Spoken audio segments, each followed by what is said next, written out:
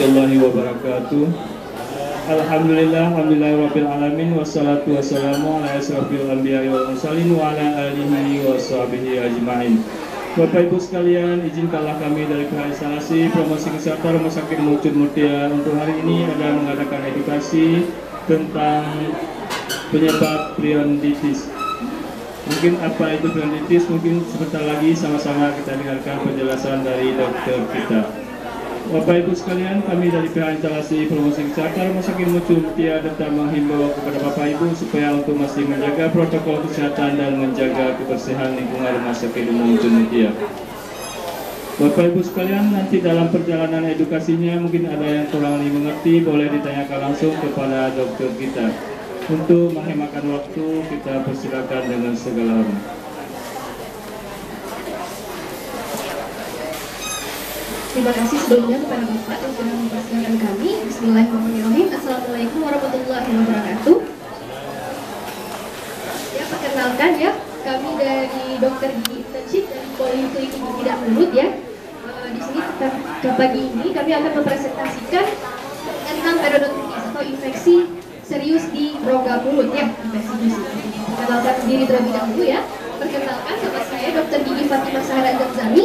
Saya Dokter Gigi Internship berasal dari Universitas Syahkuala Banda Aceh ya. Bersama teman saya Dokter Gigi Wahyuda Farisa akan mempresentasikan subjudul tentang periodontitis. Apa itu periodontitis ya? Ketahui bahwasanya periodontitis itu adalah infeksi gusi serius ya. Dan di mana infeksi gusi seriusnya ini terjadi di rongga mulut. Nah, rongga mulut kan ada gigi, ada gusi, kemudian ada yang namanya tempat peletakan dari gigi. Nah, jadi perlu Ibu ketahui bahwasanya periodontitis ini adalah infeksi gusi serius, yang dimana infeksi bakterinya itu mempengaruhi gusi serta jaringan di bawahnya. Jaringan di bawahnya itu apa? Jaringan di bawahnya itu adalah tulang.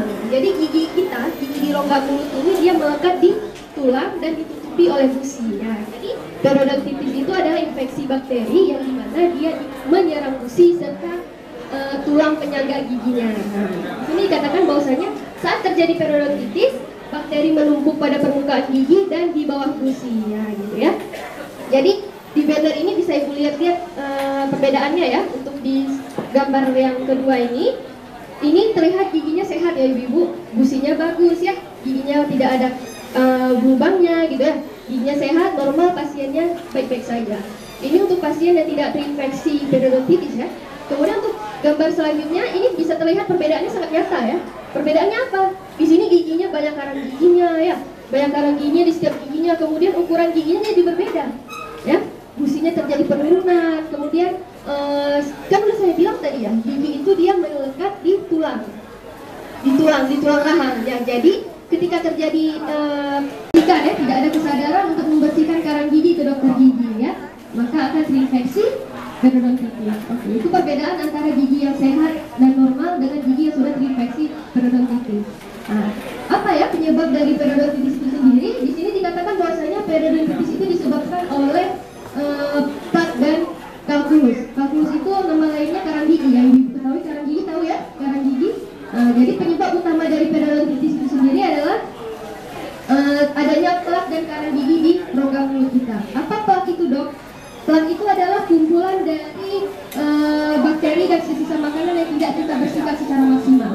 Jadi semua manusia ini di rongga mulut kita ini ada plaque. Saya juga ada plaque, Ibu juga ada plaque, Bapak juga ada plaque. Tapi kita mampu untuk membersihkannya dengan baik, maka tidak akan terinfeksi periodontitis. Nah, plaque itu kan saya katakan di sini plaque itu bisa dibilang lapisan lengket. Nah, lapisan lengket sisa makanan yang tidak kita bersihkan secara maksimal. Nah, si plaque ini lama-kelamaan kalau kita tidak bersihkan secara maksimal, dia akan mengeras. Kan tadi lapisannya kan lembek ya, lapisan lembek si plaque itu. Lama-kelamaan terjadinya periodontitis ini adalah terjadinya adanya plaque tadi beserta karang gigi. Faktor utamanya itu karang gigi. Periodontitis ini akan terjadi kalau kita karang gigi tidak dibersihkan secara maksimal. Ya. Nah, tadi kan penyebab utamanya berarti plaque dan karang gigi. Nah, ini terdapat beberapa faktor pendukung atau faktor yang memperberat terjadinya periodontitis ya Ibu. Yang pertama ini ada merokok. Nah, jadi misal pasien yang sudah terinfeksi periodontitis kemudian dia memiliki kebiasaan buruk yang tidak diturunkan ya, kebiasaan merokoknya, maka periodontitisnya akan lebih parah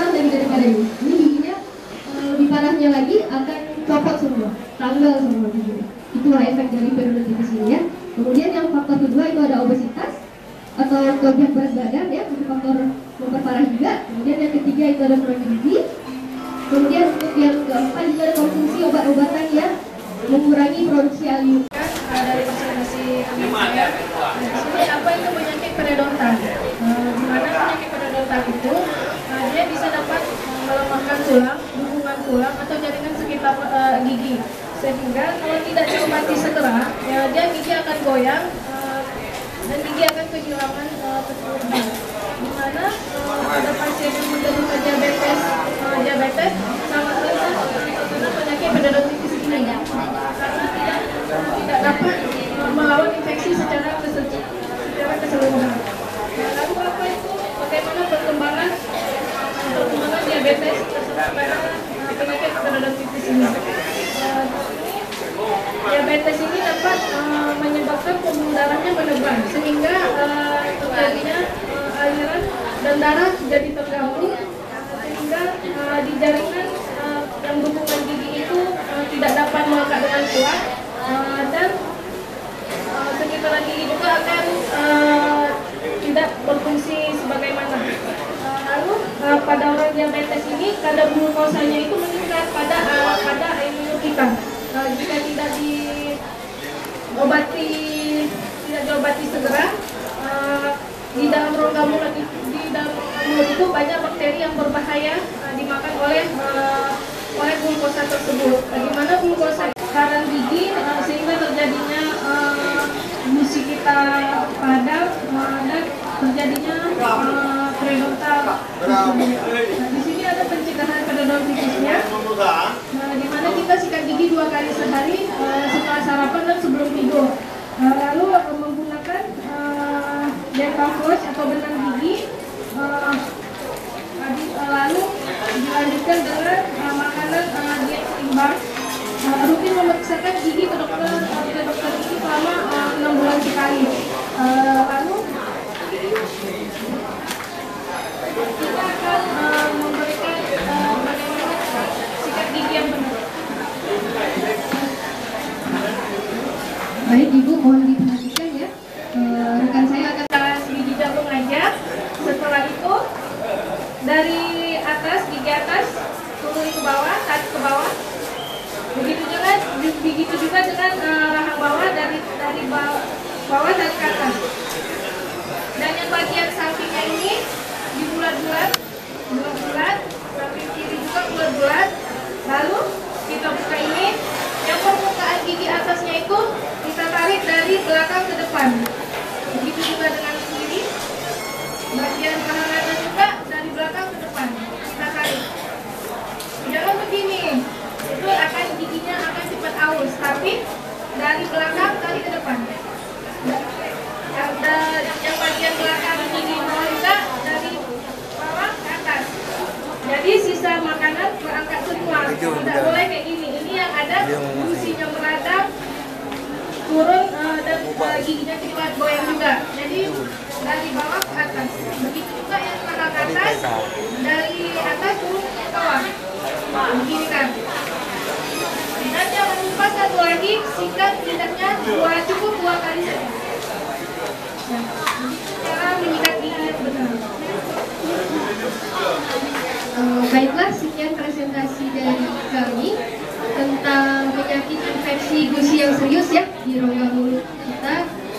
Harapan kami semua dari materi yang sudah kami paparkan ini, saya harap kepada ibu-ibu, bapak-bapak semuanya paham ya apa yang kami paparkan. Kemudian edukasi ini harapan saya kita bisa terhindar dari infeksi periodontitis ini. Kemudian harapan kami sebagai dokter gigi untuk semua bapak dan ibu untuk rutin mengunjungi dokter gigi ya, minimal 6 bulan sekali untuk pemeriksaan keadaan rongga mulutnya ya. Jangan sampai membiarkan karang gigi itu stay atau tetap di rongga mulut kita kan, karena udah saya katakan bahwasanya penyebab utama terjadinya periodontitis atau infeksi gusi ini adalah karang gigi penyebab utama. Jangan pernah biarkan karang gigi. Oke, sekian presentasi dari kami. Ada yang ingin bertanya dari bapak-bapak ibu semua sekalian? Kurang dipahami?